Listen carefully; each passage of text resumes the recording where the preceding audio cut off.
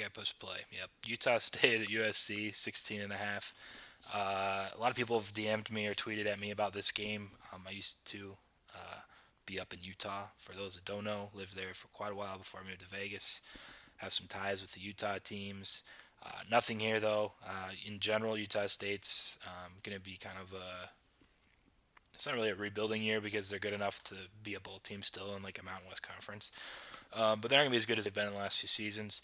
I think a lot of people want to lay USC here at 16 and a half because of the shellacking that they took against Alabama.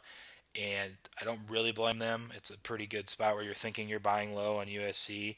I was at a meeting Tuesday where I wasn't paying attention, and I don't remember if I was on my phone or what, and I wasn't supposed to be because it's like a pretty, like, you're here for 4 hours with a bunch of sharp guys in Vegas talking through every single football game, and you pay the hell attention and you give any input that you have, and I wasn't paying attention, and they called me out, and I was like, what? And they were like, well, what do you think about this game?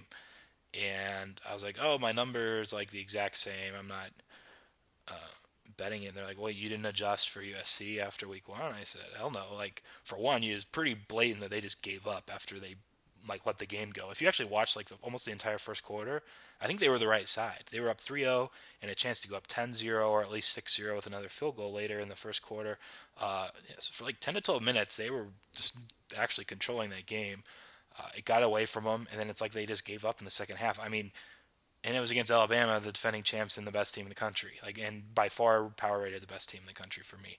Um, so for me to like just think one game sample size is like a huge deal for USC, uh, excuse me, I think it's incorrect, especially the way that game broke down and shook down. Just it's not worth actually really, I think, taking with much as far as your consideration goes. I'm sure they'll be pissed. I'm sure they're going to be working hard in practice. I'm sure they're going to want to prove, that they're not that bad. Sure, but the number at 16 and a half is like spot on. And these guys were all saying, well, no, it's too low because the market's over adjusted. And I said, well, my number for this game before the week one game would have been 16, and it's still 16. So for me, I haven't adjusted it at all, and it's spot on with the current market. So I could be wrong if it moves up to like 19. I don't think it will, to be honest.